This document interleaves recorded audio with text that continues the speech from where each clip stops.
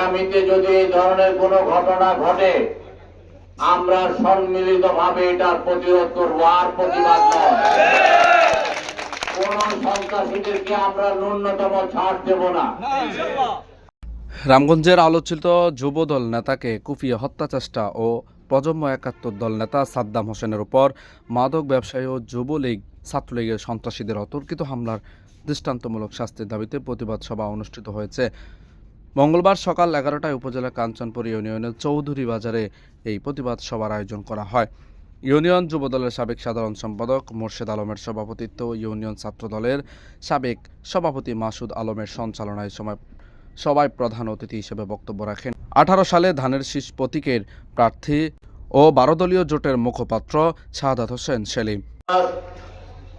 আমাদের একজন সতীর্থ, একজন পরীক্ষিত নেতা যারা মাসুদ মেম্বারের উপর হামলা করা হয়েছে।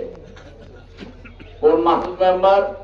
যে মাসুদ মেম্বারের ভাই নিজের জীবনের তাজা রক্ত ঢেলে দিয়ে আজকে আমাদেরকে কথা বলার সুযোগ করে দিয়েছে। আজকে আমাদের আরেকজন ছোট ভাই সাদ্দামের উপর আক্রমণ করা হয়েছে, হামলা করা হয়েছে। আমরা এবার এসেছি প্রতিবাদ করার জন্য। আগামীতে যদি এই ধরনের কোনো ঘটনা ঘটে আমরা সম্মিলিতভাবে এটার প্রতিরোধ করব, আর প্রতিবাদ নয়। কোন সন্ত্রাসীদেরকে আমরা ন্যূনতম ছাড় দেব না। আমরা ৫ই আগস্টের পরে আমরা উদার মন নিয়ে আমরা অনেককে ক্ষমা করে দিয়েছি। ক্ষমা দুর্বলতার লক্ষণ নয়, ক্ষমা উদারতার লক্ষণ। আমাদের নেতা তারেক রহমান বলেছেন পরাজিতর প্রতি প্রতিশোধ পরায়ণ না হওয়ার জন্য, সেজন্য আমরা। বিশেষ অতিথি ছিলেন উপজেলা বিএনপির সিনিয়র যুগ্ম আহ্বায়ক মনোহর হোসেন, পৌর বিএনপির আহ্বায়ক শেখ কামরুজ্জামান, সিনিয়র যুগ্ম আহ্বায়ক তোফাইল আহমেদ, সাবেক কাঞ্চনপুর ইউনিয়ন পরিষদের চেয়ারম্যান আব্দুল খালেক, উপজেলা বিএনপির সদস্য প্রভাষক A.K. আজাদ, উপজেলা যুবদলের সাবেক সাধারণ সম্পাদক কবির হোসেন কানন, পৌর যুবদলের সাবেক সাধারণ সম্পাদক আব্দুস সাত্তার মজুমদার। এ সময় আরও উপস্থিত ছিলেন উপজেলা যুবদল নেতা জামাল পাটোয়ারি, উপজেলা স্বেচ্ছাসেবক দল নেতা খোরশেদ রাব্বানী, সাবেক ছাত্রদল নেতা মিজান ভুঁইয়া, সাবেক উপজেলা ছাত্রদল নেতা জামিল চৌধুরী, যুবদল নেতা শেখ পিন্টু, ইউনিয়ন যুবদলের ভারপ্রাপ্ত সভাপতি ফিরোজ আলম, শ্রমিক দলের সভাপতি নূর আলম জজ, যুবদল নেতা শাহাব উদ্দিন সাবু, ছাত্রদলের সভাপতি ইসমাইল হোসেন, সাধারণ সম্পাদক মোহাম্মদ রুবেল হোসেন, স্বেচ্ছাসেবক দল নেতা আনোয়ার হোসেন, যুবদল নেতা বোরহান উদ্দিন, বিএনপি নেতা মন্ত্রী হোসেন সহ এ সময় অসংখ্য নেতাকর্মী উপস্থিত ছিলেন। এই যে মাদক যারা বেচে, যারা খায়, আমরা সবাই তাদেরকে চিনি না, কিন্তু আমরা এটা প্রতিবাদ করি না। আমরা কারগো ভাই, কারগো চাচা, কারগো ভাতিজা, এই জন্য আমরা কিছু বলি না। কিন্তু যারা অপরাধ করে আর যারা অপরাধকে দেখি এটাকে সাপোর্ট দেয়, তারা অপরাধী নাকি? প্রত্যেকটা অঞ্চলে তারা ছড়িয়ে দিয়েছে। আজকে সময় এসেছে আমাদেরকে এগুলোর বিরুদ্ধে প্রতিবাদ করার, প্রতিরোধ করার। আর সেই প্রতিরোধ আজকে আমরা এখান থেকে সভা গ্রহণ করবো। প্রত্যেকে যারা এগুলো করবো এই কাঞ্চনপুরে সব কিন্তু আমরা কিন্তু চিনি, আমরা কিন্তু একের পর এক কিন্তু ছাড় দিতেছি, আর ছাড় দিব না। হ্যাঁ, তারা দোষীরা বলেন যে গাড়ির টান খায় ওই গাড়ির দোষীরা খায়। এই কারণে আজকে আসলে এই সমাজের অবস্থান। কিন্তু আমাদের তুমি যারা আছেন আপনারা জানেন সবাই ৫ ওয়াক্ত নামাজ পড়ে। তো যাই হোক, যদি মনে করেন আজকে আমাকে করেছে অন্যকে করে নাই, সেই চিন্তা করলে চলবে না। সবাই একসাথে অন্যায়ের বিরুদ্ধে প্রতিবাদ করতে হবে, সন্ত্রাসীর বিরুদ্ধে প্রতিবাদ করতে হবে, চাঁদাবাজির বিরুদ্ধে প্রতিবাদ করতে হবে। আর কাউকে আর ছাড় দেওয়া হবে না। আমি দৃষ্টি আকর্ষণ করে বলছি, রামগঞ্জে কোন মাদকের আস্থানা যাতে না রাখে, কোন মাদকের আস্থানা রাখা যাবে না। দুষ্কৃতিকারীদেরকে আইনের আওতায় শাস্তি প্রদানের দাবি জানাচ্ছি। সংগ্রামী নেতৃবৃন্দ আমাদের মঞ্চে উপস্থিত আছেন।